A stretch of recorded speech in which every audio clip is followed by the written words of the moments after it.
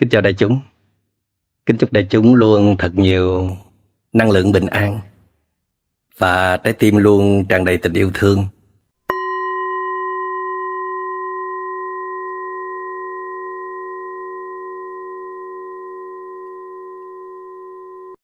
Dù là tôi làm ra rất là nhiều tiền, tôi có nhiều quyền lực, nhiều người kính trọng tôi, nhưng tôi vẫn ý thức rằng tôi vẫn là đứa con của đất trời, vẫn không ngừng tiếp nhận sự nuôi dưỡng của đất trời. Mà đâu phải chỉ có không khí đâu.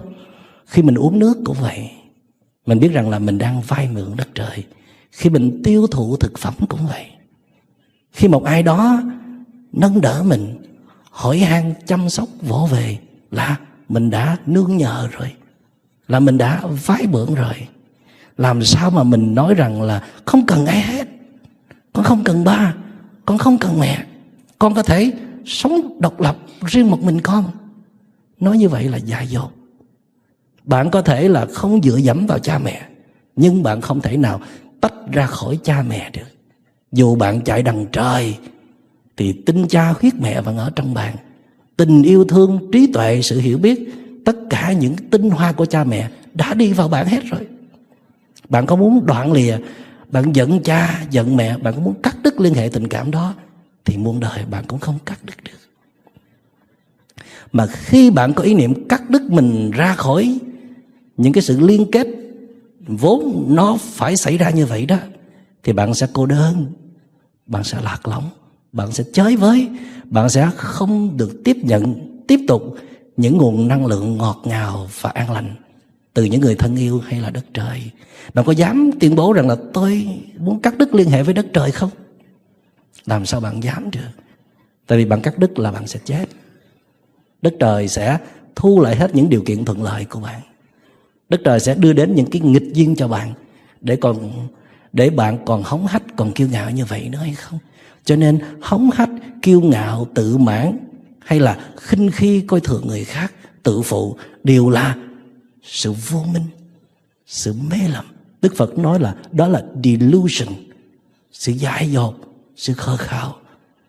Chưa hiểu được gì về chân lý hết, chưa hiểu được gì về quy tắc vận hành của đất trời cả.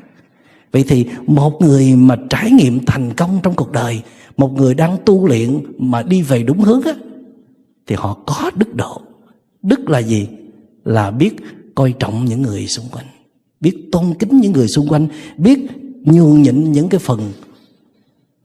cái phần ưu đãi, những cái quyền lợi cho người khác.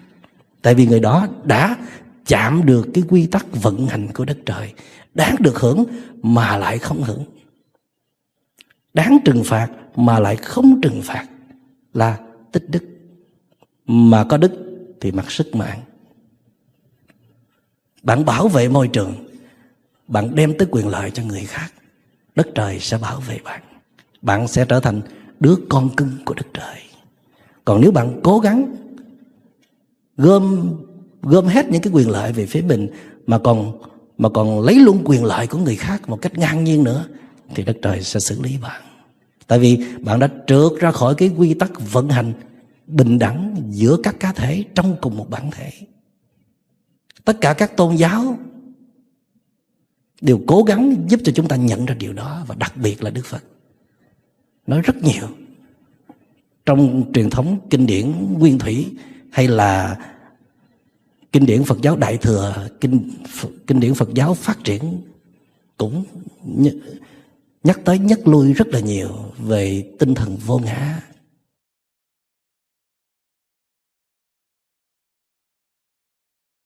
Vì vô ngã cho nên là vô tác, làm mà như không làm, không có mắc kẹt bản ngã vào những sản phẩm của mình làm. Và Đức Phật dạy rất là kỹ, khi mình làm ơn cho người nào phải cảm ơn người đó. Cái người nhận lãnh cái sự giúp đỡ của mình phải cảm ơn mình đã đành rồi. Mà nếu mình thực tập tới một cái mức là mình còn quay lại cảm ơn cái người mà nhận cái sự giúp đỡ của mình, là mình rất giỏi, là mình đã đi rất xa trên con đường đi về vô ngã. Mà đi về vô ngã có nghĩa là đi về sự tự do, giải thoát, vượt ra khỏi cái ngã hạn hẹp, vượt ra khỏi sự xiềng xích của tham sân và si. Tôi có làm 4 câu kệ, đó là ngồi yên trong thảnh thơi, tiếp xúc với mây trời, buông cái tôi bé nhỏ, thấy mình hiện muôn nơi. Đây không phải là một cái tuệ giác mà tôi có thể đạt được liên tục mỗi ngày trong đời sống. Đó là những khoảnh khắc, những giai đoạn công phu tu tập của mình nó trôi chảy, nó thuận lợi, nó thăng hoa, nó cho mình cái thấy đó. Để rồi sau đó mình cũng hụt hơi chạy theo những cái bài kệ của mình. Ngồi yên trong thảnh thơi, một trong những cách để có thể nhìn thấy rõ sự vận hành của bản ngã nó len lỏi trong từng hành vi cử chỉ. Đức Phật cũng như các bậc thánh nói rằng là xem kỹ đi, không có hành động nào mà không có bản ngã cả, trừ phi là bạn đang ở trong chánh niệm, trừ phi là bạn đang sống trong cái năng lượng từ bi rất là lớn. Còn không thì bất cứ hành động nào đều có dáng dấp, đều bị giật dây bởi bản ngã cả. Làm một phép thử đi. Mình nói mình làm tất cả vì người đó, mình thương người đó một cách không có điều kiện, mình có tâm từ với người đó quay lại tấn công mình đó, mắng cho mình một câu, phủ nhận hết mọi sự nỗ lực của mình, thì mình còn thương đổi nữa không? Thì mình còn có thiện chí muốn giúp đỡ nữa không? Mình chỉ sẵn sàng ra tay hào hiệp với cái người nào họ đặt cái bản ngã họ dưới cái bản ngã của mình. Quy phục, biết nghe lời, phải van xin, phải quỳ lị, hoặc là ít nhất là phải thể hiện lòng biết ơn, hoặc là đừng có nói điều gì gây tổn thương với mình cả. Một trong những câu thần chú mà tôi luôn tự nhắc nhở mình đó là mà làm cái này vì mình hay là vì người. Mặc dầu không phải lúc nào tôi cũng nhớ tới câu thần chú đó. May thay là tôi có thực tập chánh niệm, quan sát thái độ của mình liên tục, để tôi kịp thời thẩm xét lại mỗi cái ý niệm của mình đó là vì cái gì. Có nhiều khi mình tưởng là mình vì người đó, nhưng mà kỳ thực là vì bản ngã của mình, dù là mình đang giúp người đó. Ủa tại sao vậy? Là tại vì nếu mình giúp người đó thì người đó sẽ quý mình, người đó sẽ trân trọng mình, người đó sẽ đề cao mình. Hoặc là mình giúp người đó là tại vì mình không có chuyện gì để làm hết, giúp người đó thấy vui quá, lấy niềm vui giúp đỡ người khác làm nhựa sống, thì chẳng phải là thông qua sự giúp đỡ để mình có thể sống sót được. Cái đó chẳng phải là vì mình sao?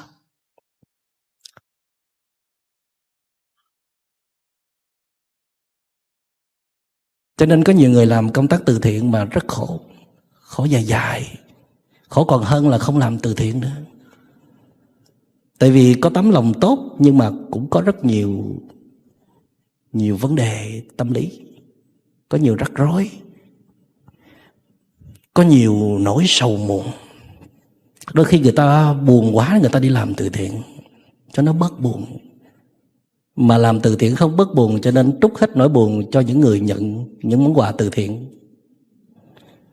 Càm ràm cằn nhằn cưỡi nhửi yêu sách đủ điều hết, thấy mệt. Rồi đôi khi những cái người mà nhận món quà của chúng ta cũng muốn nói một câu thôi đừng có giúp nữa. Tôi thì cũng cần món quà của anh của chị thật, nhưng mà tôi cũng cần được tôn trọng. Tôi không muốn nhận cái năng lượng tiêu cực đó nữa. Và người thương của mình cũng vậy, nhiều khi cũng muốn nói với mình rằng là thôi bớt thương tôi lại đi cho tôi nhờ. Thương thì tôi cũng cần, mà thương nhiều quá tôi cảm thấy ngộp thở. Nếu chỉ có thương thôi thì tôi rất là trân trọng. Đằng này kèm theo lời yêu thương còn biết bao nhiêu sự ràng buộc, biết bao nhiêu sự đòi hỏi, biết bao nhiêu là năng lượng tiêu cực. Cho nên so kè ra thì thôi, chấp nhận không ai giúp đỡ, hoặc là ít được thương mà có tự do, thoải mái. Mà nhiều khi người kia đề nghị mình đừng thương nữa mà mình không thể đừng thương nữa. Rồi mình làm bộ mình nói tại tôi thương chứ bộ, mà thật ra là tại vì tôi không thể kiềm chế được lòng tôi chứ bộ. Tại vì nếu tôi không thương thì tôi làm gì bây giờ? Làm sao tôi biết tôi là người thương của bạn? Cho nên phải làm cái gì đó. Mà bên kia lại không cần ta làm một cái gì đó hết, chỉ cần ngồi yên đó thôi, làm ơn. Nhưng mà chúng ta không làm được. Chúng ta vẫn thương theo cái kiểu của chúng ta, thích gì làm nấy. Tại vì thương mà, thương là có quyền.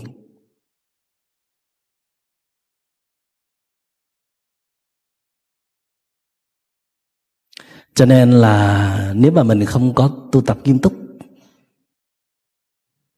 không có biết cách để quan sát sự vận hành của bản ngã, thì chắc chắn là chúng ta sẽ dính chưởng hết.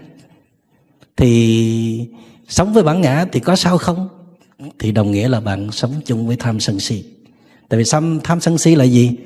Là cơ chế tự nhiên để bảo vệ bản ngã. Mà sống chung tham sân si thì có sao? Tại vì mình là một con người mà, thì đừng có than khổ. Vậy thôi. Muốn thoát khổ thì phải bớt tham sân si, phải giới hạn bớt bản ngã của mình. Giới hạn tới cái mức là trở về với cái thế đồng đẳng nhất. Mà không nhất thì tương đối. Đó là xem tất cả các đối tượng thương yêu của mình như chính mình. Còn nếu không được thì xem họ như là một người bạn. Tôi hay nói là chúng ta hãy quy tất cả mọi cái liên hệ tình cảm về tình bạn, thì nó nhẹ nhàng vô cùng, dễ thở vô cùng, dễ giải quyết vô cùng. Tại vì trong liên hệ tình bạn không có quyền lực, không có áp đặt, không ai dám làm khổ ai hết, không ai dám hạch hoẹ chi trích càm ràm ngắt nhéo ai hết. Trong tình bạn có sự tôn trọng đủ lẫn nhau, chia sớt vui buồn với nhau. Nếu mình thấy cái liên hệ tình cảm với mình người đó đó, nó đang chênh vênh lạc lõng, nó đang gầy mòn xanh xao, và thậm chí có cơ hội lụng bại, thì hãy mau mau đưa cái liên hệ đó trở về tình bạn đi. Tình bạn nghĩa là sao? Nghĩa là giúp được nhau cái gì thì giúp. Tạm thời trở về tự chăm sóc cảm xúc của mình đi, đừng có đòi hỏi nữa. Mình đòi hỏi là tại vì mình nhớ người đó là chồng của mình biết người đó là vợ của mình, người đó đã từng vay nợ mình rất nhiều rồi, cho nên bây giờ mình có quyền đòi hỏi. Thì không biết là bằng cách nào đó bạn đưa bạn được về cái thế là một người bạn với người kia. Thì bạn chỉ nghĩ tới cái chuyện là làm sao đối xử tử tế với nhau thôi. Hoặc là mình làm cách nào để giúp được người đó bớt khổ. Còn khi mình nghĩ mình muốn trừng phạt người đó, mình muốn loại trừ người đó, mình muốn làm khổ người đó, là mình đang kẹt vào cái vai của mình. Cái vai này mình đã sống rất là lâu rồi. Vai một người mẹ, một người cha, một người chồng, một người vợ, một người anh, hay là một người thầy. Thoát vai thì mình sẽ như thế nào? Mình trở về với cái bản chất thực của mình, trở về bản chất của mình. Bản chất của mình là gì? Là không có kẹt vào bất cứ một cái vai nào. Vô tác, vô trụ. Trụ mà nhi vô trụ. Hoặc là ưng vô sở trụ, nhi sanh kỳ tâm. Là những cái lời dạy rất là sâu sắc của Thiền tông Trung Hoa, của Lục Tổ Huệ Năng. Nghĩa là bạn vào cái vai đó mà bạn không kẹt vào vai đó. Bạn làm công việc đó mà bạn không thấy bản ngã của bạn ở trong đó. Ưng vô sở trụ, nhi sanh kỳ tâm nghĩa là gì? Là bạn có thể đặt tâm bạn ở đâu cũng được, miễn là đừng có kẹt vào tham và sân. Đừng phát triển tâm tham và tâm sân, thì bạn có thể thương yêu ai cũng được, làm việc gì cũng được, sống như kiểu nào cũng được, mà bạn vẫn đi về cái hướng đạo của mình, cái hướng giải thoát, cái hướng vô ngã. Lý thuyết là vậy đó, nhưng mà chúng ta cần phải nắm vững cái lý thuyết đó. Đó là một thứ chánh kiến. Không chỉ riêng Đức Phật, mà hầu hết các bậc thầy tâm linh nổi tiếng có mặt trong cuộc đời này đều cố gắng chỉ cho tín đồ của mình thấy được cái tự do lớn nhất của con người. Đó là khi tiến về tới đích của vô ngã. Mà nó có thể xảy ra trong tích tắc nếu chúng ta biết tu luyện. Các bạn có biết không là khi chúng ta bật một cái bật lửa lên á, thì chúng ta sẽ thấy lửa ở trong cái bật lửa nó vọt ra ngoài. Chúng ta theo kiến thức cơ bản thì nghĩ rằng là lửa từ trong cái bật lửa nó vọt ra. Điều đó ai cũng thấy như vậy cả. Nhưng mà nếu chúng ta có chút kiến thức về khoa học ấy, thì chúng ta biết rằng là lửa nó không chỉ ở trong cái bật lửa nữa, mà lửa nó còn ở bên ngoài. Lý do là bằng cớ là khi chúng ta bật cái bật lửa lên và lấy cái ly úp lại, vì không có không khí cho nên là lửa nó sẽ tắt. Đời sống của lửa chỉ có khi có không khí. Vậy thì chúng ta không chỉ là hình hài này, đôi mắt này, đôi tai này, sự hiểu biết này, bản lĩnh này, tài năng này, mà chúng ta còn là những cái gì ở ngoài chúng ta nữa, mà Đức Phật gọi là Dhammakaya, pháp thân. Nếu mà không có những cái bên ngoài thì không có cái bên trong. Cho nên đừng có nói trong với ngoài làm gì, hai cái là một. Và khi mà tôi ở trên những cái ngọn núi trong một thời gian dài, vài tháng trở lên, thì tôi có những cái thấy rất là đặc biệt. Đó là tôi thấy ở một cái nơi hoang dã như vậy thì cái ý niệm về sạch và dơ nó bị phai mờ. Tôi không muốn nói là nó chấm dứt, là tại vì chúng tôi là những nhóm đi bộ với nhau 5-7 đứa đó. Có tuần lễ đâu có nước đâu mà tắm, cho nên đứa nào nó cũng hôi như nhau hết. Vì đứa nào cũng hôi như nhau hết cho nên không có đứa nào là hôi cả. Còn nếu có đứa sức dầu thơm, có đứa nó tắm, nó chà xà bông lên thì tất nhiên là có sạch và dơ. Tôi có nói quý vị là ở những miền thôn quê của nước Mỹ đó, khi họ đi ăn đám cưới họ không có trang điểm, thậm chí là họ cũng không mặc đồ đẹp nữa. Họ đang làm việc chân lấm tay bùn ngoài ruộng kia kìa, tới giờ họ chạy vào đám cưới. Có những người mang đôi giày còn bùn lầy, chỉ có cô dâu là trang điểm sơ sơ mà cũng không có son phấn nữa. Nghe rất là hoang dại phải không? Nhưng mà rất là nhẹ nhàng, rất là dễ thương, rất là mộc mạc. Cũng là đám cưới đó mà không tốn tiền nhiều trơn. Cũng là đám cưới đó mà không cần phải mất thời gian trang điểm. Cũng là đám cưới đó mà con người ta không đem những bản ngã để khoe khoang với nhau. Họ chỉ đến trong cái sự nhân ái, sự bình dị và chạm vào những cái giá trị sâu sắc với nhau thôi. Chứ không phải đến để khoe đồng hồ, để khoe quần áo hay là khoe hộp xoàn. Quý vị thấy không? Cũng là một đời sống đó, mà có những người sống rất là chật vật mới có thể sống nổi, và những người sống rất là thảnh thơi nhẹ nhàng. Cái đó nó tùy thuộc vào cái quan điểm, cái thấy, cái nhìn về cái giá trị đích thực của đời sống. Cái đó nó tùy thuộc vào cái tâm thức cộng đồng rất là nhiều, và chúng ta không cách nào thoát khỏi cái tâm thức đó nếu chúng ta chưa có bản lĩnh. Và tôi trở lại câu chuyện là khi ở trên núi đó, chúng tôi cũng không còn khái niệm ngon và dở nữa quý vị. Tôi cũng là dạng kén ăn đó, mà lên trên đó rồi thì có đồ ăn đâu mà ngon với dở, chỉ có đói với no thôi. Cho nên đứa nào mà hái được nấm đem về nướng là hạnh phúc vô cùng. Rồi cũng không có khái niệm về cao với thấp nữa. Cũng hỏi sơ qua là công việc của mỗi người. Thì hồi đầu mới nghe người kia khai là họ là tiến sĩ thì cũng có chút nể nang thiệt. Rồi người nọ là bác sĩ thì thấy cũng quý thiệt. Nhưng mà đi một hồi rồi chỉ có những thằng bạn với nhau thôi. Tại vì tiến sĩ gì mà dở ồm đi qua cây cầu cũng không qua được. Bác sĩ gì mà mới nghe tiếng chó hú lên là rơi nước mắt rồi. Sói hú đó. Rồi khóc rú lên. Cho nên ở nơi miền hoang dã như vậy đó, không có ai là cao, không ai là thấp hết. Thiền sư hay là tiến sĩ gì cũng là mồi cho thú dữ hết.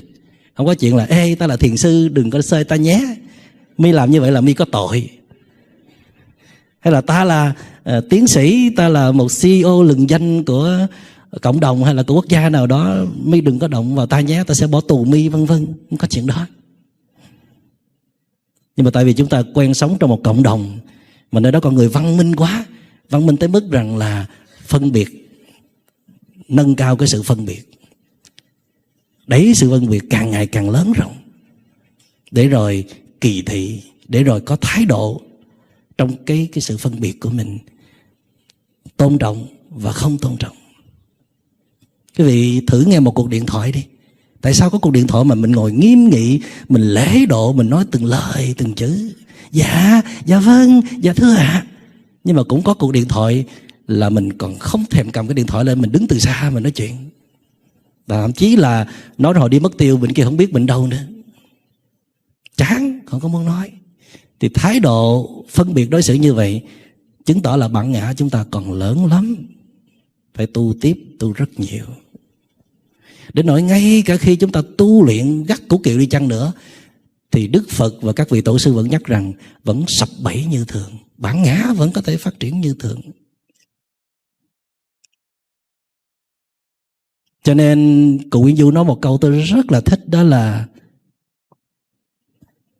không tu thì cũng như tu mới lạ.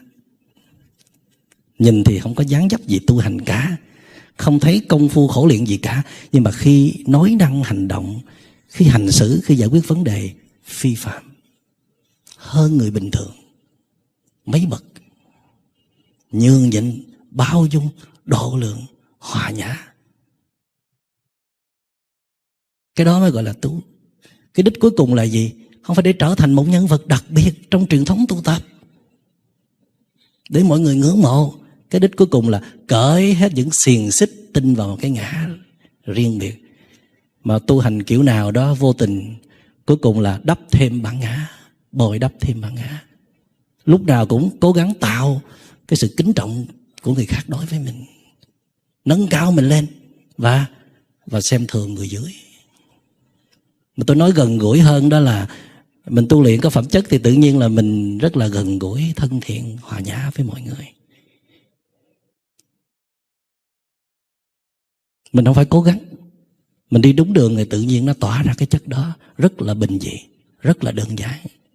Còn mình càng cố gắng làm cho mình nổi bật hơn người đó là đi sai đường rồi.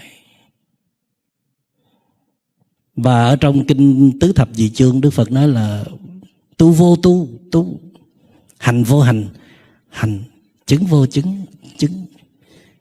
Tu mà không kẹt vào cái ngã đang tu, không thấy mình tu và có kẻ không tu, không có đề cao mình và coi thường người khác, thì ấy mới gọi là tu. Tu vô tu, tu. Chứng mà không thấy mình đang chứng thì cái đó mới thật là chứng.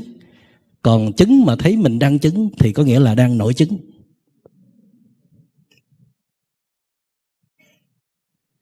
Bất kỳ vị nào mà muốn người khác tôn vinh ca tụng mình và có vẻ coi thường người khác là trật lất rồi, là trất quốc rồi. Rồi hành vô hành, hành cũng vậy. Thực hành mà không thấy mình thực hành thì ấy mới đích thực là sự thực hành đúng đắn. Tuệ giác chỉ có thể sinh khởi khi chúng ta có một thái độ thực tập đúng đắn. Thái độ thực tập ấy là gì? Không có vô tình phát triển tâm tham và tâm sân. Bất cứ kinh nghiệm nào trải qua trong thiền tập chúng ta đều đón nhận hết. Ngồi thiền định tâm cũng chấp nhận, mà không định tâm cũng chấp nhận. Tâm chúng ta đang dễ thương chúng ta cũng chấp nhận, mà không dễ thương chúng ta cũng chấp nhận. Tâm không có phiền não thì hoan hỷ đón nhận, mà tâm có phiền não cũng hoan hỷ đón nhận. Đón nhận để rồi tiếp tục quan sát liên tục và liên tục, đến khi hiện tượng nó tan biến đi thì thôi. Cái đó gọi là right attitude, thái độ đúng trong hành thiền.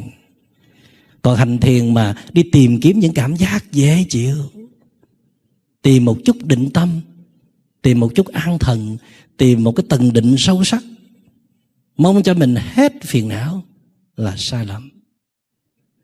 Hành thiền mà mỗi lần thấy mình nổi giận là trách giận bản thân. Mỗi lần ngồi thiền tâm không yên định thì bực bội khó chịu, cảm thấy mình không có tu tập được gì cả. Tất cả thái độ đó đều là sai lầm. Dĩ nhiên là chúng ta sẽ mắc phạm sai lầm liên tục trên cái hành trình tu tập. Ấy vậy cho nên là tất cả các bậc thầy tâm linh đều khuyên chúng ta nếu muốn đi xa trên con đường đạt tới trí tuệ thì phải thân cận với người thầy mà chúng ta tin tưởng, có những trải nghiệm thành công ít nhất là 5 năm. Trong suốt 5 năm đó, vị thầy sẽ giúp chúng ta chỉ ra cái gì là sai lầm, thái độ sai lầm trong công phu tu tập. Còn nếu không, chúng ta dùng một bản ngã để tu đó, tu quyết liệt, tu gắt cụ kiệu, tu xịt khói luôn, để rồi cuối cùng ngáp nháp, xưng thần xưng thánh, là uổng cho một đời tu tập. Quý vị biết không, có những cái sai không bao giờ sửa được. Mặc dầu là cái gì cũng có thể sửa được, nhưng mà cơ hội để sửa rất là thấp. Đó là khi bạn đã trượt dài trên con đường công phu tu tập. Tại vì bản ngã của chúng ta khủng khiếp lắm, trượt tới đâu nó bám chặt tới đó, và nó không bao giờ tin rằng nó đang trượt cả. Đừng có đùa giỡn với tâm hồn của mình, đừng có dễ dãi trên con đường tu luyện. Tâm chúng ta cực kỳ nhạy cảm. Chúng ta thấy rất rõ là chúng ta đã không đối xử tử tế với tâm của mình, cho nên để nó tổn thương, để nó trầm cảm. Thì khi tu luyện nếu mà không có một thái độ đúng đắn đó, thì nó cũng tả tơi, thì nó cũng nát nhầu, thì nó cũng sai sót, và chúng ta đánh mất luôn chính mình trong cái công phu tu tập. Bất bình thường, tâm thần. Có rất nhiều người đã đi tới chỗ đó. Tôi không có ý hù dọa quý vị. Đừng có sợ, tu tài tử thì không bao giờ tẩu hỏa nhập ma đâu. Phải tu gắt cụ kiệu thì mới có cơ hội tẩu hỏa nhập ma. Còn tu bữa đực bữa cái, tu nghệ sĩ, tu chơi chơi thì không có sao đâu. Còn khi nào mà muốn tăng tốc, khi nào muốn đạt trí tuệ lớn, khi nào mà đổ dồn 100% cho công phu đó, thì phải có cái bản chỉ đường thật là rõ ràng và chính xác. Mà cái người trao cái bản đồ đó phải là một người thầy trải nghiệm thành công, chứ không được mò mẫm trên mạng nha. Chứ không phải là thông qua một bài giảng hay cuốn sách nào nha. Phải sách gói tới ngay nơi mà vị thầy mà mình tin tưởng được, nhìn vào đời sống của vị thầy đó thì mới làm theo. Chứ không là trong suốt thời gian mà mình đi sâu đó, cái bản ngã mình nó sẽ giật dây mình, nó sẽ khiến cho mình thực tập sai lệch, thái độ sai lệch. Mà thật lòng mà nói, trong suốt 10 năm đầu tu tập đó, tôi chưa bao giờ được nghe tới cái cụm từ là thái độ tu tập sai lầm. Chưa được bao giờ nhắc tới cái cụm từ đó. Mà chỉ biết rằng là càng nỗ lực, càng tinh tấn là càng sẽ thành công. Mà nỗ lực tinh tấn trên một bản ngã là chết giấc. Cho nên cái chánh tinh tấn có nghĩa là gì? Là nỗ lực tinh tấn với một thái độ đúng đắn. Mà thái độ đúng đắn là gì? Là đều đặn nhưng mà thông thả. Thông thả có nghĩa là gì? Không hối thúc, không gấp gáp, không vội vàng, không hăng máu, không muốn trở thành một cái gì hết. Chỉ là giữ một tốc độ đều đặn. Ấy gọi là chánh tinh tấn. Và tất cả những cái kinh nghiệm này mình chỉ có thể có được từ những bậc trải nghiệm đi trước. Còn nếu không tự mình mò mẫm thì lâu lắm, hoặc là sẽ lạc lối lúc nào không hay. Bờ giác thì không xa lắm, chỉ ngại là nhiều bến mê thôi. Thì nếu chúng ta chưa có đi về tới đích vô ngã liền, thì chúng ta chỉ cần mỗi ngày đi về hướng đó thôi. Mỗi ngày cố gắng sống tử tế hơn, bao dung hơn, hiền lành hơn, nhường nhịn hơn, bớt phản ứng hơn, bớt nóng giận hơn, bớt làm phiền người khác hơn. Mỗi ngày sống trong sự tỉnh táo nhiều hơn, bớt mê mờ, bớt lừ đừ, bớt không biết mình đang nghĩ cái gì, mình đang muốn cái gì. Tức là phá vỡ cái bức màn vô minh của si ám. Mỗi ngày mình thấy mình rõ hơn, nhận diện phiền não kịp thời hơn, bớt đổ thừa người khác, thay vào đó quay trở lại quan sát thái độ của mình, quan sát tâm của mình. Nếu quý vị giữ cái công phu tu tập đều đặn như vậy thì chúng ta có niềm tin chắc chắn rằng chúng ta sẽ đi về tới đích của vô ngã. Mà không cần 10 năm hay là 20 năm đâu quý vị. Biết đâu trong một lúc nào đó quý vị tinh tấn đủ, thực hành miên mật đủ, niềm tin đủ, thì tuệ giác sẽ tới gõ cửa bạn. Are you ready? Vấn đề là bạn có sẵn sàng để đón nhận tuệ giác ấy hay không thôi. Nhiều khi gõ cửa quá trời, chả đi đâu mất, tìm kiếm cái gì đó. Mà đặc biệt nha quý vị, tuệ giác là cái thứ không bao giờ có thể tìm kiếm được. Hãy tìm kiếm là không bao giờ gặp. Nó ngộ như vậy đó. Tại vì tìm kiếm là gì? Là động cơ của phiền não, là muốn nữa rồi phải không? Là tham nữa phải không? Đừng chờ đợi, đừng hy vọng, cứ đều đặn thông thả, tinh tiến nỗ lực. Một ngày nào đó tuệ giác sẽ tìm tới bạn.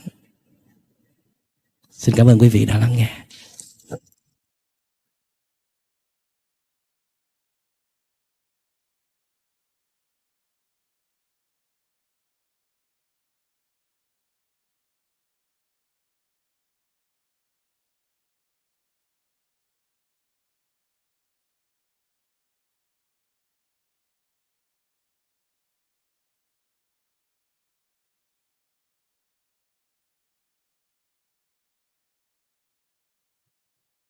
Cảm ơn đại chúng. Bây giờ chúng ta qua phần vấn đáp. Nam mô Phật Bổn Sư Thích Ca Mâu Ni. Con xin chào thầy. Con là Phật tử Diệu Phát. Năm nay con 29 tuổi. Con có một cái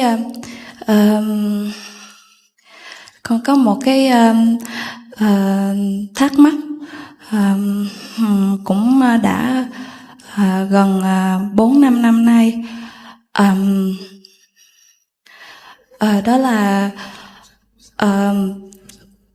con nghĩ là con rất là hơi bị nhạy cảm khi mỗi lần con học thêm mà về lịch sử chẳng hạn, khi mà con khám phá ra được một cái sự thật nào đó trong lịch sử thì con hay cảm thấy hoang mang.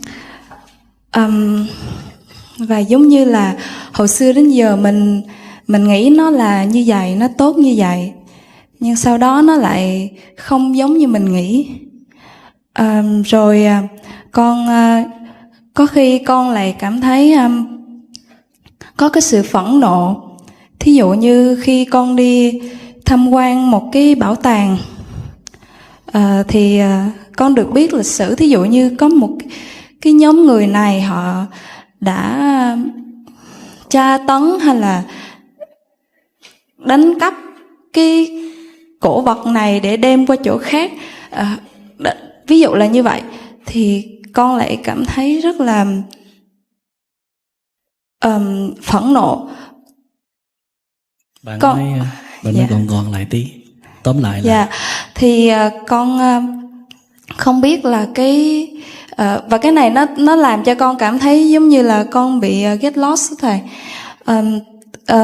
Khi mà con nghe sư ông Nhất Hạnh giảng về cái việc là mình phải có cái truyền thông của mình với tổ tiên, thì con cảm thấy con không có truyền thông được như vậy, vì mỗi lần con nghĩ về những cái như vậy, con dạ, con không có cảm thấy tự tin được nữa.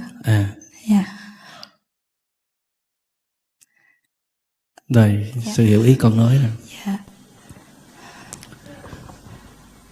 Khi mà mình có mong muốn tổ tiên của mình phải hào hùng, phải tốt đẹp, lịch sử của dân tộc mình phải là lịch sử hay, tuyệt vời, hay là những người thân của mình phải biết đối xử tử tế với nhau, tôi nghĩ đó là những cái đòi hỏi chính đáng. Nhưng mà bạn sẽ làm gì để con cháu của bạn trong tương lai sẽ nghĩ về bạn như vậy? Bạn có một chiến lược nào chưa? Bạn có cách nào để chỉ giữ được cái phần hay của mình thôi, mà không để cho cái phần tệ nó đi ra không? Tổ tiên chúng ta cũng rất là cố gắng. Có thể thế hệ trước cũng không đủ may mắn như thế hệ ngày hôm nay.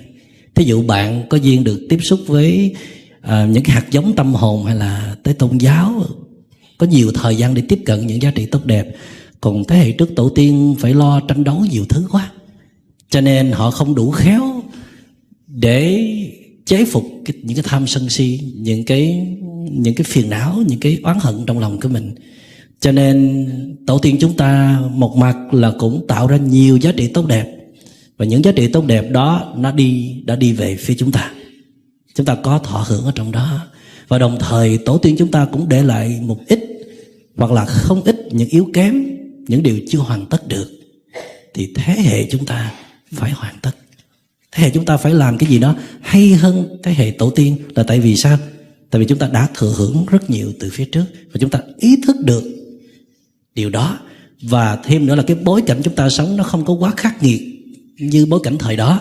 Cho nên chúng ta sẽ ghi lại cái gì đây trong cái lịch sử, trong cái history của chúng ta, để rồi con cháu chúng ta trong tương lai á, nó cũng thấy được những giá trị tốt đẹp của chúng ta, nó tự hào về điều đó, mà nó không có chú ý vào những cái yếu kém của chúng ta. Cũng là cầu may thôi, chứ chưa chắc là chúng ta sẽ làm tốt hơn thế hệ phía trước, và chưa chắc là chúng ta có thể che đậy hoặc là chuyển hóa được những cái yếu kém của chúng ta. Và rồi chúng ta cũng mong thế hệ tương lai đó làm ơn làm phước, con cháu của chúng ta chỉ nhìn vào ưu điểm thôi, đừng nhìn vào khuyết điểm. Thì tổ tiên chúng ta cũng vậy, cũng rất là mong chúng ta nhìn cả hai, thấy có khuyết điểm nhưng mà cũng thấy luôn có ưu điểm, để có thương, có kính trọng, có biết ơn, đồng thời cũng thông cảm và hứa sẽ giúp đỡ tổ tiên hoàn tất phần còn lại. Tóm lại là khi chúng ta chưa đủ nội lực, khi chúng ta chưa quay vào bên trong đủ, khi chúng ta chưa có niềm tự tin rằng chúng ta sẽ sống một đời sống tốt đẹp, chúng ta sẽ làm chủ bản thân mình, chúng ta sẽ phát tiết hết những cái tinh hoa khó trong con người chúng ta sẽ cố gắng tiếp tay với tổ tiên để phát triển những giá trị tốt đẹp. Chúng ta chưa đủ tin vào bản thân mình thì chúng ta vẫn còn hướng ra bên ngoài để trông chờ cái bên ngoài tốt đẹp cho chúng ta. Tức là chúng ta không muốn kết nối với những người không tốt đẹp, chúng ta không muốn liên hệ với những người không có giá trị tuyệt vời. Chúng ta chỉ muốn kết nối với những người tốt đẹp, và chỉ có liên hệ với những người có giá trị tuyệt vời. Nghĩa là chúng ta không có giá trị, không tìm thấy giá trị của mình. Còn khi chúng ta tìm thấy giá trị của mình thì chúng ta không có đòi nữa. Chúng ta chỉ muốn cho, chỉ muốn hoàn thiện, chỉ giúp đỡ cho đối phương cố gắng hơn thôi. Thì tâm trạng của con không phải là sai, và cũng không có gì đáng trách hết. Nhưng mà con phải nhận diện được rằng đó là phiền não, và đừng có tôn vinh nó, đừng có tiếp tục nuôi dưỡng cái thái độ đó. Thay vào đó dành nhiều thời gian để tu luyện nhiều hơn, để thấy được những cái hay cái đẹp mà tổ tiên đã cho mình. Và chúc con thành công. Cảm ơn thầy. Dạ, con thưa thầy, con là Liên Nhung. Dạ, thầy ơi, con đang bị một cái vấn đề, đó là khi con làm một việc gì đó cho người khác, và khi con phát hiện ra rằng là người ta không có tốt như mình nghĩ, hoặc là con cảm thấy như bị ảnh hưởng, tổn thương đến cái tình cảm của con, thì con cảm thấy ray rứt, con cảm thấy bực bội với bản thân của mình, con cảm thấy rất là khó chịu.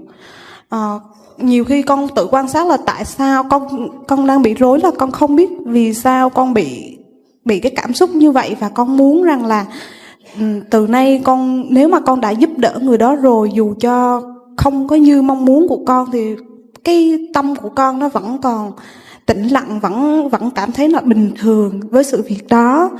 Và cho con hỏi một câu nữa được không ạ? Đó là thầy dặn là khi mà tập thiền á, thì hãy quan sát cái tâm của mình. nhưng mà đôi lúc con chưa biết làm sao để thực tập nó được. Con chưa có làm được điều đó. Con xin cảm ơn. Cảm ơn câu hỏi của con. Trước hết là khi mà đối tượng được mình giúp đỡ mà không có đủ dễ thương đối với mình đó, thậm chí là gây phiền hà hay là gây tổn thương mình, mà mình cảm thấy buồn lòng khó chịu, thì suy nghĩ đó cũng là một cái phản ứng tự nhiên thôi, nếu mà mình tu tập chưa giỏi. Và mình phải ghi nhận điều đó là cái công phu của mình, cái trình độ tu tập của mình nó chỉ tới đây thôi. Và mình ghi nhận rất là rõ. Và mình hứa với lòng mình rằng là nếu mình tu tập khéo hơn, có phẩm chất hơn, thì thái độ mình sẽ khác. Mình tin rằng một ngày nào đó mình sẽ làm được. Đó là dù người đó có như thế nào thì mình vẫn giữ được cái sự trong sáng, hay là cái tâm hồn đôn hậu, ngọt ngào, dễ thương của mình. Và mình sẽ đi về cái hướng đó mỗi ngày bằng cách là học cách quan sát tâm. Thì câu thứ hai của con nó cũng liên quan tới câu thứ nhất. Quan sát tâm có nghĩa là quan sát cái thái độ phản ứng của mình. Dễ hiểu hơn là quan sát thái độ. Thường là thích hay là không thích, tôn trọng hay là không tôn trọng, nể phục hay là chán ghét, rồi muốn níu đối tượng đó lại hay là muốn đẩy đối tượng đó ra, thì bao giờ nó cũng trong hai nhóm tham và sân hết. Chắc chắn là rơi vào trong hai nhóm đó. Trừ khi mình có chánh niệm mạnh thì thoát khỏi hai nhóm đó. Thì mình cứ kiểm tra liên tục là tôi nói câu này, tôi làm hành động này, tôi suy nghĩ như vậy, tôi phản ứng như vậy là có phiền não không? Có tâm mong cầu không? Có tâm chống cự không? Có bản ngã nó lẫn khuất trong đây không? Nhưng mà để làm được một cái điều khó nhằn như vậy đó, thì con phải thực tập quan sát những cái đơn giản hơn, dễ hơn, cụ thể hơn, như là quan sát bước chân, quan sát hơi thở, quan sát từng động thái cử chỉ. Một thời gian khá thuần thục rồi thì con bắt đầu học cách quan sát những phản ứng bên trong của mình. Thì có thể gọi là thái độ hoặc là những cái phản ứng của mình, thì con sẽ thấy được. Và dù con đã giúp người đó trong một giai đoạn con không có phản ứng gì cả, đến một lúc con kiệt sức, con có phản ứng, thì như vậy cũng đã rất giỏi. Giỏi là vì con đã thực hiện được một cái chức năng quý giá của con người là lợi tha. Tuy nhiên là con đang bị mất một cái nền tảng, đó là tự lợi, tức là tu thân. Tức là chúng ta mải mê lo giúp đỡ người khác mà quên dọn dẹp những cái rác rến bên trong. Cho nên trong quá trình phụng sự hay giúp đỡ người khác, những cái phiền não đó nó cũng đã đi theo, bản ngã nó cũng đã đi theo. Thì cái sự tổn thương đó nó báo hiệu cho chúng ta biết là bản ngã chúng ta nó đang trồi dậy. Và nếu trồi dậy như vậy thì sự giúp đỡ dành cho người kia sẽ không trọn vẹn, sẽ có điều kiện. Ít nhất là anh phải tôn trọng tôi thì tôi mới giúp đỡ anh. Đó vẫn là một thứ điều kiện. Nhưng mà nói cho cùng thì chúng ta không phải là Bồ Tát, cho nên không cách nào mà chúng ta giúp đỡ người khác mà không điều kiện hoàn toàn được. Nếu chúng ta có giỏi thì chúng ta bớt lại những điều kiện không cần thiết.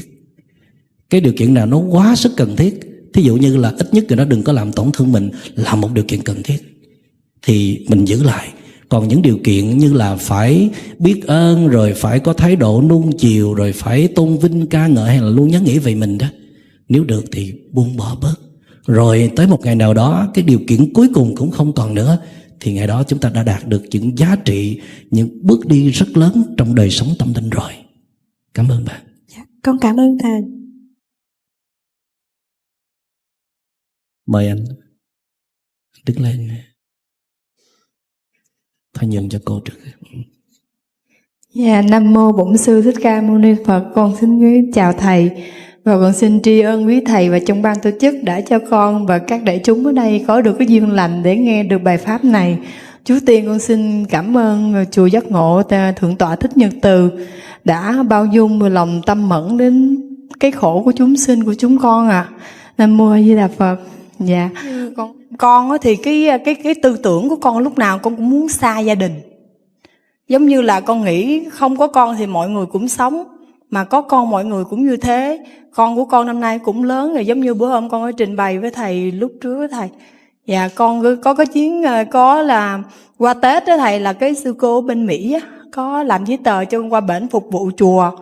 Thì trong tâm con nghĩ con phải dứt gia đình con đi một thời gian để cho họ biết có thể sau này con đủ duyên con sẽ làm được cái chuyện lớn giống như con đi ở chùa luôn. Câu hỏi đặt ra là tại sao chị muốn rút ra khỏi gia đình?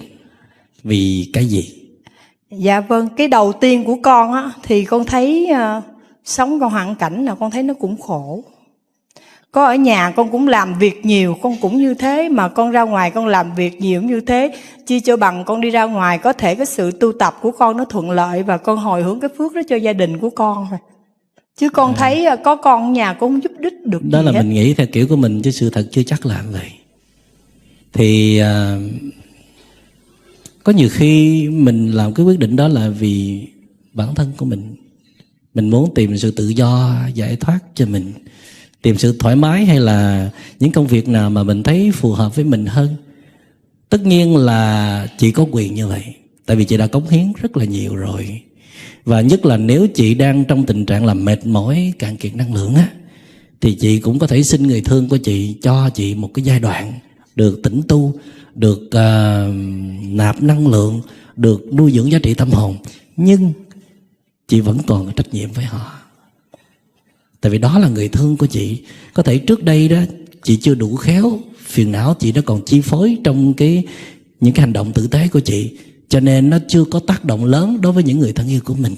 Thì nếu mà chị được người thương chị đồng ý cho chị sử dụng một cái khoảng thời gian để tu luyện, mà chị phải tu luyện thiệt, phải quay vào bên trong, phải nhìn thấy chính mình, thấy những giới hạn của mình, phải chuyển hóa được phiền não, chứ không phải đi qua đó làm từ thiện nữa. Làm sao mà chị khi quay trở về chị phải khác trước khi chị đi, nhẹ nhàng hơn, bình tĩnh hơn, lắng nghe hơn, và có lòng muốn thấu hiểu và nâng đỡ người khác hơn á. Thì như vậy chị mới thấy rằng là chị đã làm tròn cái chức năng, cái trách nhiệm của mình. Thì lúc đó lòng chị nó mới im ấm, nó mới nhẹ nhàng, nó mới thảnh thơi được. Chứ cốt là chị thương yêu họ. Bây giờ giận hay là có một chút cái phiền não trong tâm thì chị cho rằng là chỉ có tách ly thì mới tốt cho nhau thôi. Nhưng mà sư vẫn tin rằng chị càng rời xa họ thì sẽ càng nhớ thương họ và càng hướng về họ thôi. Vốn chị là người tử tế mà, chị đâu có bỏ rơi ai được. Cho nên chị chỉ có thể sử dụng thời gian này riêng cho chị, với điều kiện là sẽ quay về với một thái độ khác hơn, tốt đẹp hơn, để giúp cho những người thân mình có những cái bước đi xa hơn trên cái con đường hạnh phúc. Và chúc chị thành công. Dạ, A Di Đà Phật, con xin cảm ơn thầy ạ. A Di Đà Phật. Dạ, con chào thầy. Thì hôm nay con cũng có duyên đến đây để được thầy chia sẻ về cái bản ngã và vô ngã. Thì con thấy con cũng có một câu chuyện là về bản thân con muốn được xin cái sự chia sẻ của thầy. Là trong công ty của con thì con có một bạn đồng nghiệp, thì lúc mà xuất phát điểm hai đứa thì vô cũng như nhau, rồi hai đứa rất là thân. Mọi vấn đề trong công việc cuộc sống hai đứa đều cùng trao đổi, cùng hỗ trợ nhau để phát triển, để tiến bộ. Thì bây giờ cái vị trí của hai đứa cũng thay đổi, cũng phát triển cùng với nhau. Nhưng mà thời gian gần đây, khoảng nửa năm về trước, thì con biết được bạn thân của con á, nó có một số vấn đề về cái tiền bạc và một số vấn đề nào đó nhạy cảm, mà thấy tự nhiên con có một cái cảm giác là sao muốn xa cách, muốn tránh xa các bạn này ra, rồi về Facebook, rồi mọi cái vấn đề liên lạc, tự nhiên vô hình một cái chứ mình cũng không muốn liên lạc với người này nữa. Thì thật tâm là con không có ghét, hoặc là con không có cái gì hết, nhưng mà con cũng không biết là cách con đối xử với bạn như vậy là như thế nào, và làm như thế nào để mình tránh được cái tâm niệm như vậy. Con xin cảm ơn.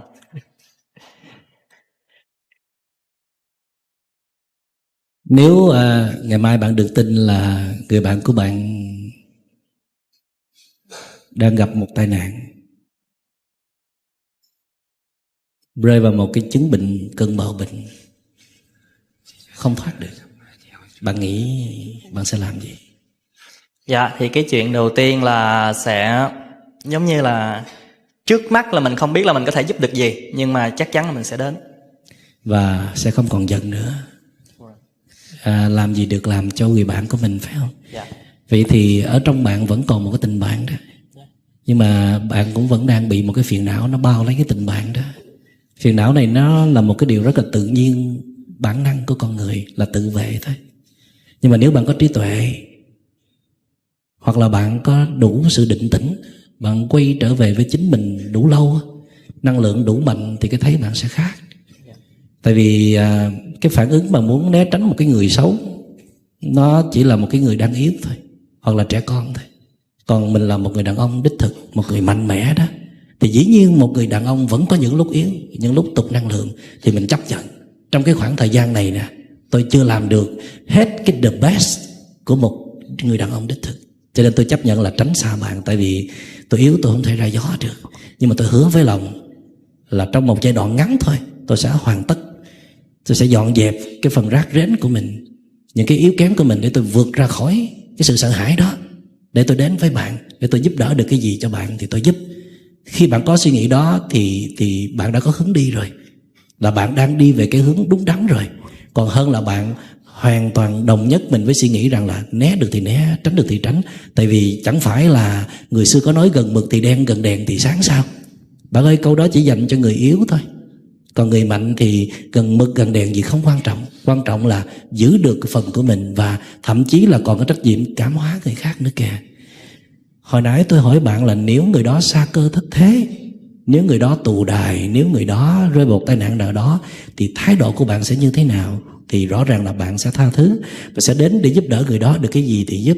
Rõ ràng rằng khi cái bản ngã người đó đó rớt dưới cái bản ngã của mình đó, thì mình sẽ xóa tan hết những cái giận hờn, những cái bực tức. Còn khi người đó đặt ngang cái bản ngã của mình, thậm chí là họ đặt trên cái bản ngã của mình, dám coi thường mình, dám qua mặt mình, vân vân đó, thì sự chấp nhận và tha thứ không thể xảy ra được. Cuối cùng là chúng ta vẫn kẹt ở nơi cái bản ngã. Bản ngã nó đã không cho phép chúng ta thể hiện được cái tinh hoa nhất, tốt đẹp nhất của con người chúng ta. Cho nên thái độ của bạn không phải là sai, nhưng mà chưa có giỏi, chưa đủ giỏi. Mà nếu bạn giỏi, ráng thêm một bước nữa, thì bạn sẽ làm điểm tựa tinh thần cho con bạn, cho những thế hệ tương lai.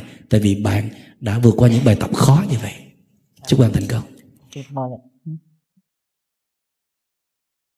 Trước nhất con xin chào thầy và cho con gửi lời chúc sức khỏe của thầy luôn luôn được nhiều sức khỏe ạ.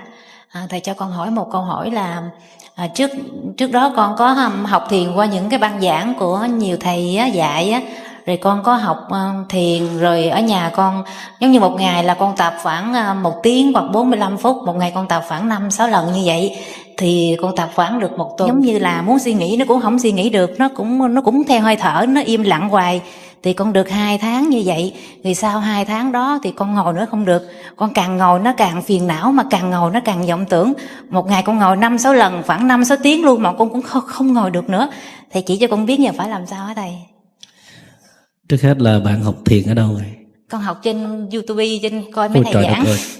Tại con không biết địa chỉ ở đâu để đi đến học á. Không phải, tôi không có ý nghi ngờ các vị thầy đó. Dạ. Nhưng mà nếu bạn nghiên cứu trên YouTube để bạn thực hành á, Dạ. thì chỉ nên thực hành nhẹ nhẹ, sơ sơ để nó bớt suy nghĩ, bớt căng thẳng thôi. Dạ. Còn mà hành thiền liên tục một ngày mà 5-6 tiếng như vậy thì bắt buộc bạn phải xách gói tới một cái trung tâm thiền. Ở nơi đó có những vị thầy giỏi về thiền, chỉ vẽ kỹ thuật cho bạn một cách đầy đủ nhất.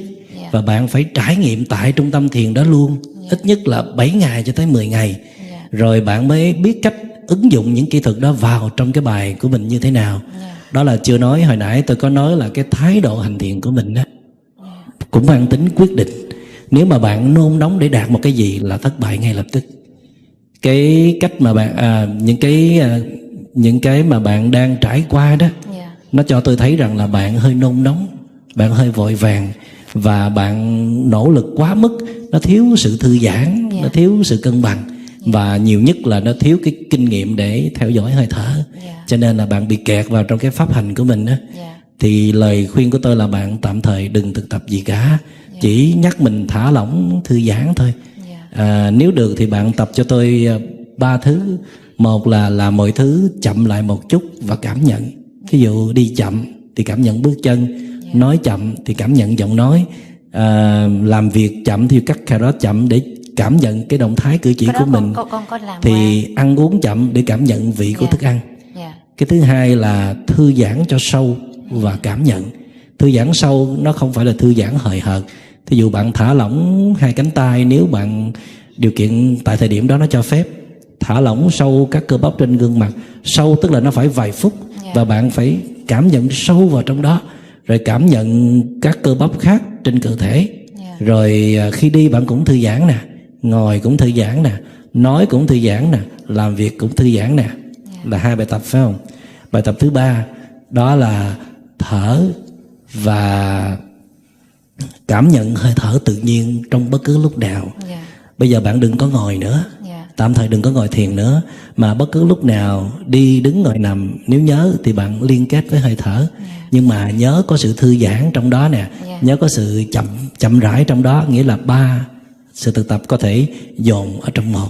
Mà đặc biệt bạn có thể tạm thời khoan chú ý tới hơi thở, mà đặc biệt chú ý tới cái sự thư giãn. Rồi tiếp theo đó đó, nếu bạn đã có ý thức muốn thực tập sâu về thiền thì phải tìm một cái trung tâm thiền. Bạn thực tập theo dòng thiền của ai? Nếu mà không tiết lộ cũng được thì bạn phải đi tìm tới nơi cái vị thầy đó. Ở trên băng giảng của thầy Hòa Thượng Thích Thanh Từ á, rồi con tập theo. Thì bạn phải đi lên Trúc Lâm hay là Thường Chiếu, Viên Chiếu để nhờ các vị thầy có nhiều trải nghiệm trên đó chỉ điểm cho mình. Cho con hỏi là con muốn học thiền mà địa điểm của thầy dạy á, thì cho con địa chỉ được không thầy? Đây là câu hỏi khó nhất. Đang đi dạy thiền dạo chưa có chỗ. Dạ. Tại vì con rất là thích. Con rất là thích nghe thầy giảng á, cho nên ngày nào con cũng mở nghe thầy giảng hết trơn, là những cái phương pháp mà ngồi thiền như thế nào á, con cũng áp dụng theo. Nhưng con nghe con rất là thích. Thì cũng tiết lộ với bạn và đại chúng là đang cố gắng để xây dựng một trung tâm thiền ở Việt Nam, mà chắc là 5 nữa mới có. 5 năm nữa. Còn hiện tại thì chưa giúp được. Và kể cả cái trung tâm mà để hàm dưỡng về tâm lý chắc cũng hy vọng là 1 năm nữa mới có được. Dạ. Bây giờ tạm thời nghe sư giảng ở trên YouTube, và những cái bài hành thiền mà sư giảng trên đó nó cũng tương đối nhẹ, chưa có đi sâu. Những bài đi sâu chưa có dám tung lên, nó chỉ những bài nhẹ nhẹ thôi. Thì bạn tập theo những bài nhẹ nhẹ đó trước. Và một cái người mà chưa được hướng dẫn kỹ lưỡng như bạn đó, thì bạn chỉ nên tập một ngày nhiều lắm là 1 tiếng thôi. Thậm chí là bạn chia nhỏ ra 15 phút ngồi thiền, 15 phút đi thiền hành, rồi 15 phút ngồi thiền, 15 phút đi thiền hành. Thì khi nào bạn thấy ổn, thấy vững, thấy thoải mái, dễ chịu, thơ thới nhẹ nhàng thì tăng thêm nửa tiếng nữa. Chúc bạn thành công. Cảm ơn thầy. Mời bạn phía sau luôn. Dạ, rất cảm ơn sư về ngày hôm nay.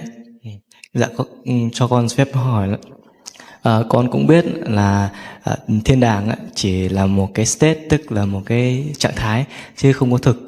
Thì con đôi khi con cảm thấy buồn và phiền não dâng lên trong lòng ấy, thì con suy nghĩ mình chỉ muốn là giống như những cánh chim hạc được bay đi và được giải thoát khỏi thực tại, hoặc được bay giống như kiểu là siêu nhân hay Tôn Ngộ Không vậy.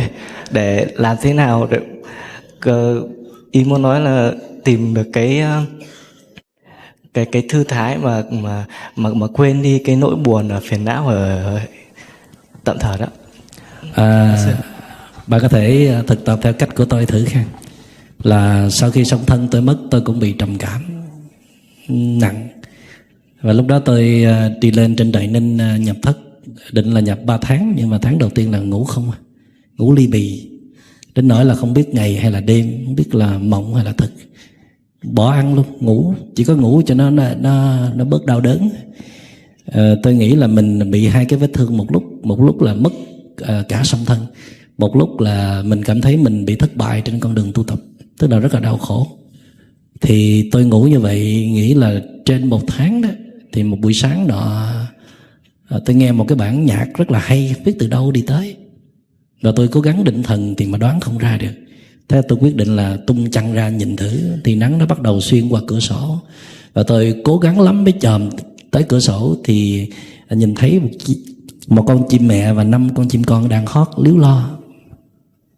Nhưng mà trong đầu tôi lại nghe là một bản nhạc chứ không phải là tiếng chim hót, tại mình đang không ổn mà, tâm tưởng mình nó đang hoạt động một cách không có cân bằng. Thì nhưng mà 5 con chim đó bắt đầu thu hút tôi. Con chim mẹ nó bay như thế nào thì 5 con chim con nó bay như thế đó, rất là đẹp, giống như là một vũ điệu. Mình đang xem một cái chương trình trình diễn, và tôi say sưa nhìn cho tới cả giờ đồng hồ. Thì lúc đó tôi cũng nghĩ là mình phải như con chim, đó là ước gì mình như con chim là mình có thể bay được. Và lúc đó tôi cũng hơi không có bình thường, tôi bắt đầu tôi bay, không bay qua cái cửa sổ đó, tôi ở trên gác á. Nhưng mà tới khi mà tôi dở hai chân lên thì dở được có một chân. Tôi biết là mình không phải là con chim. Nhưng mà may là tôi vẫn còn đủ tỉnh để nhận ra được một điều, đúng hơn là ngộ ra được một điều, rằng là tại sao con chim nó thưởng thức được cái vũ điệu trời cho của đó là bay, mà mình không thưởng thức được vũ điệu của một con người. Tại sao mà mình cứ phải làm cái này làm cái kia, rồi chịu trách nhiệm cho cái này, chịu trách nhiệm với cái kia, rồi trở thành cái này cái nọ, mà tại sao mình không có sống một đời sống thực của mình trước cái đã? Sống cho phát tiết hết cái tinh hoa của đất trời cho mình đi. Thì vũ điệu của con người là gì? Là đi. Cho nên là tôi bắt đầu đi. Nhưng mà tôi bắt chước con chim là bất cứ vũ điệu nào được tung ra là phải cảm nhận, cảm thụ hết lòng. Lúc đó tôi chưa có biết gì về thiền hết. Mặc dầu là lúc ở trong tu viện là đọc nghiên cứu rất nhiều về thiền tông Trung Hoa. Thì tôi bắt đầu đi những bước chân chậm rãi từ ở trên gác đi xuống cái cầu thang ọp ẹp đó, rất là nhẹ nhàng và cẩn trọng. Bắt đầu tôi thấy nó nhẹ nhõm trong người, nó rung mình về, giống như là mình từ cõi chết mới trở về. Và bắt đầu tôi đi khắp cái ngọn đồi đó, đi qua đồi Thông, đồi Sim, rồi đi qua cái cầu dây, rồi đi suốt một tuần lễ. Càng đi càng thấy nhẹ nhõm, càng đi càng kết nối với thực tại, càng đi càng thấy tỉnh ra. Nghĩa là tâm của tôi thay vì lúc nào cũng nhớ tới quá khứ với những cái thất bại, với những cái tổn thương, với những cái mất mát, thì bây giờ nó lại kết nối với thực tại. Nó tạm thời không kết nối với quá khứ nữa, mà đối tượng để nó kết nối là đôi chân của tôi. Và tôi bắt đầu thấy đôi chân mình nó kỳ diệu vô cùng. Tức là nhờ nó mà mình thoát khổ, nhờ nó mà mình không còn vọng tưởng tới quá khứ nữa, và bắt đầu lấy lại sự tươi tỉnh, lấy lại sự cân bằng. Rồi từ đó tôi mới lấy trong cái gói hành trang của mình cái cuốn sách của thiền sư Ajahn Chah được dịch sang tiếng Việt. Tôi có mang theo mà tôi có bao giờ đọc đâu. Và trong đó có hướng dẫn rất kỹ về thiền ngồi, về thiền hành. Thì những gì mà tôi thực tập từ thiền đi đó cơ bản là rất là giống với thiền hành. Đó là gì? Thả lỏng và thư giãn, cảm nhận bước chân, cẩn trọng và thưởng thức hết lòng. Có một số kỹ thuật thì nó chưa có đạt tới của thiền hành thôi. Rồi từ đó tôi bắt đầu tập ngồi thiền, theo dõi hơi thở vân vân. Nghĩa là cái phương pháp mà tôi đi vào thiền không phải là ngồi thiền mà là đi thiền. Thì bạn thử thực tập như tôi coi có thoát được không?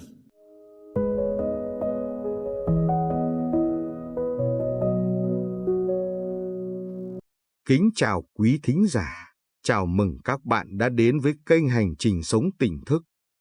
Trong podcast này, chúng ta sẽ cùng nhau review về một bài giảng rất đặc biệt của thầy Minh Niệm mang tên Cuộc sống thực sự bắt đầu sau tuổi 40, chữ hiếu là quan trọng nhất. Nội dung review này do kênh Hành Trình Sống Tỉnh Thức biên soạn và trân trọng viết ra. Thầy Minh Niệm, một bậc thầy trong việc giảng dạy về đạo Phật và cách sống an yên. Thầy Minh Niệm luôn truyền cảm hứng cho những ai đang tìm kiếm sự bình an trong cuộc sống và cách sống hòa hợp với bản thân và người xung quanh. Cuộc sống thực sự bắt đầu sau tuổi 40, chữ hiếu là quan trọng nhất. Đây là một thông điệp sâu sắc mà thầy muốn gửi gắm, đặc biệt là đối với những ai đã bước qua tuổi trưởng thành và đang tìm kiếm một lối sống có ý nghĩa hơn. Câu nói này không chỉ là lời nhắc nhở về sự trưởng thành mà còn là lời thức tỉnh về tầm quan trọng của chữ hiếu trong đời sống, một trong những giá trị cốt lõi trong đạo Phật. Chúng ta sẽ cùng đi sâu vào những ý tưởng chính của bài giảng này, tìm hiểu cách mà thầy Minh Niệm khuyên chúng ta đối mặt với những khó khăn trong cuộc sống, tại sao chữ hiếu lại là yếu tố quan trọng nhất và làm thế nào để có thể cân bằng cuộc sống khi ta đang ở độ tuổi mà xã hội thường cho rằng là thế hệ trung niên.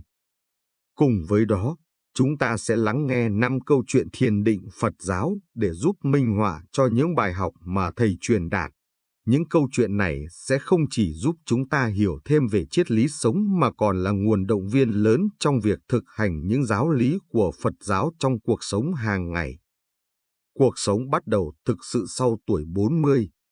Thầy Minh Niệm chia sẻ rằng, khi bước qua tuổi 40, chúng ta đã không còn chỉ sống cho bản thân mình nữa, mà bắt đầu cảm nhận rõ hơn về sự kết nối với những người xung quanh, đặc biệt là cha mẹ, gia đình và cộng đồng. Trong xã hội hiện đại, chúng ta luôn bị cuốn vào guồng quay công việc, kiếm tiền và chạy đua với thời gian. Nhưng khi ta đã bước qua tuổi 40, chúng ta bắt đầu nhận ra rằng cuộc sống không chỉ là sự chạy đua với những mục tiêu vật chất.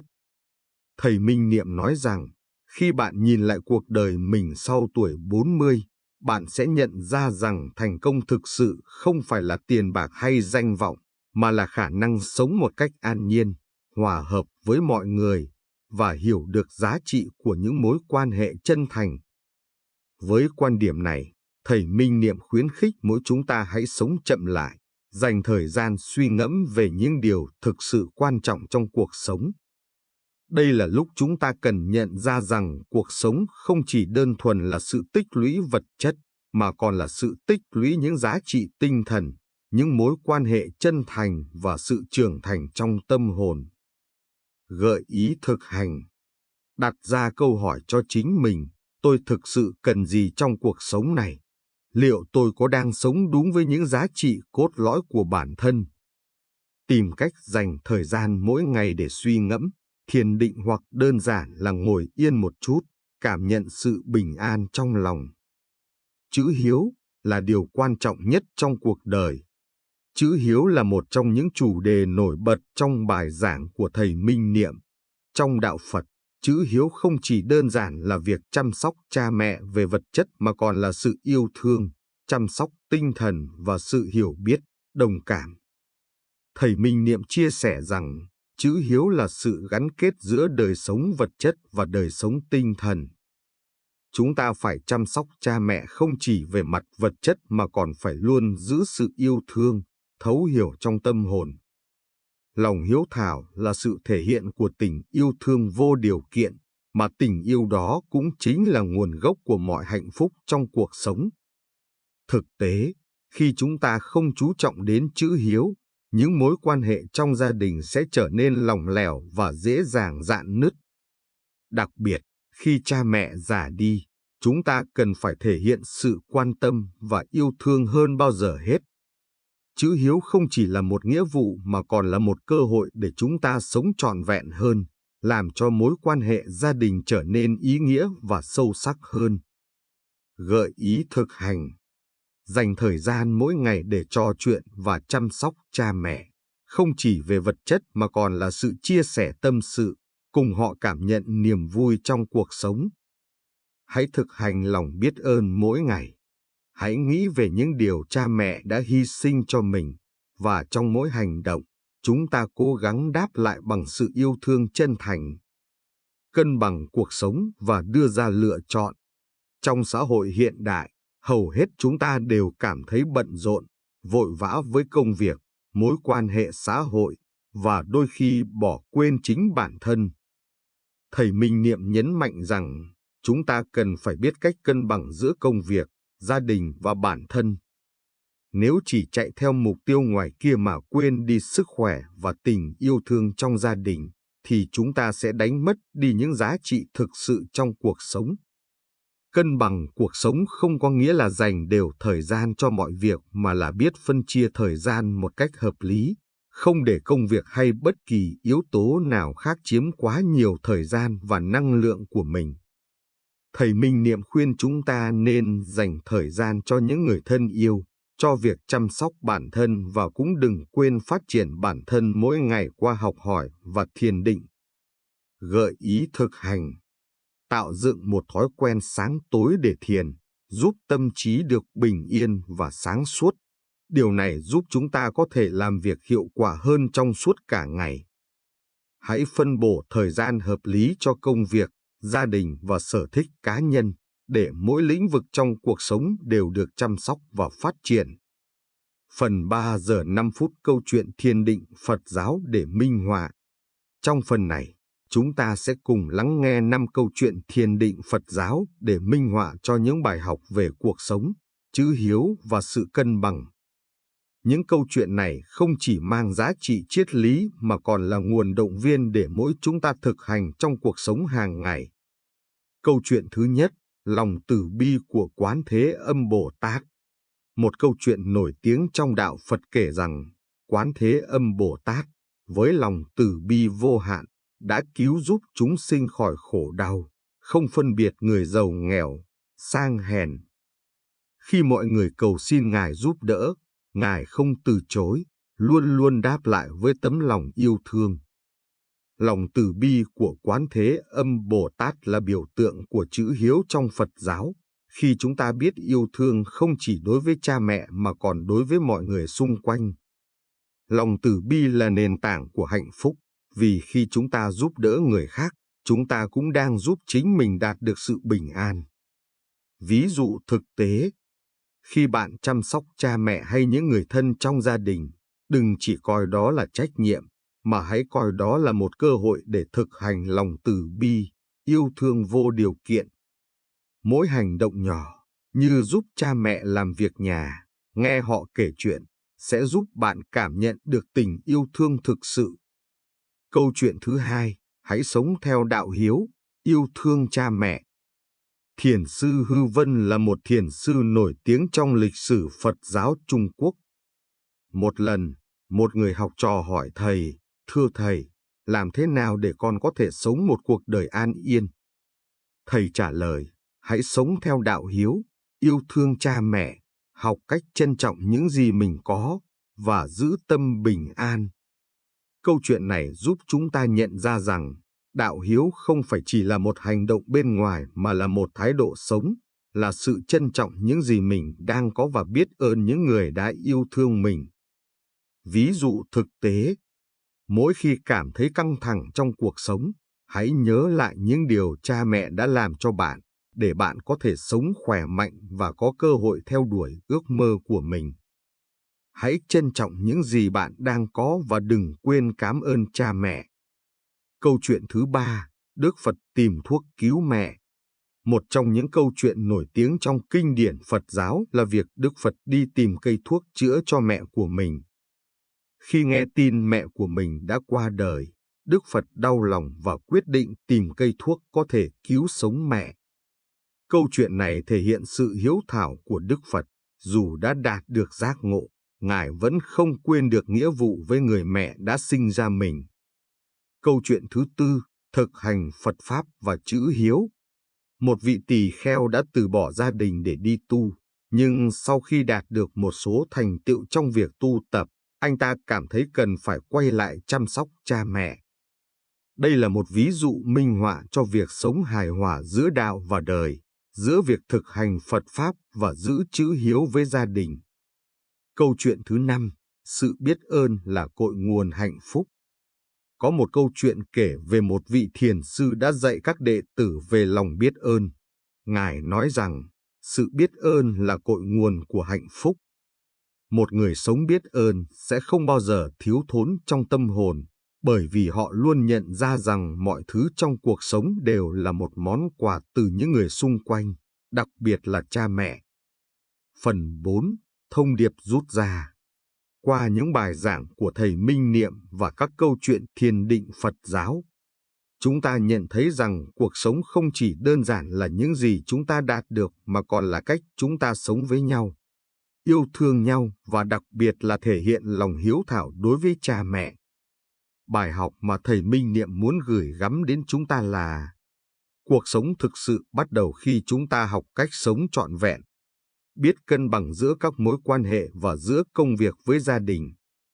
Chữ hiếu không chỉ là việc chăm sóc cha mẹ về vật chất, mà là sự thấu hiểu và yêu thương sâu sắc từ trong trái tim của bạn. Cảm ơn các bạn đã lắng nghe podcast hôm nay.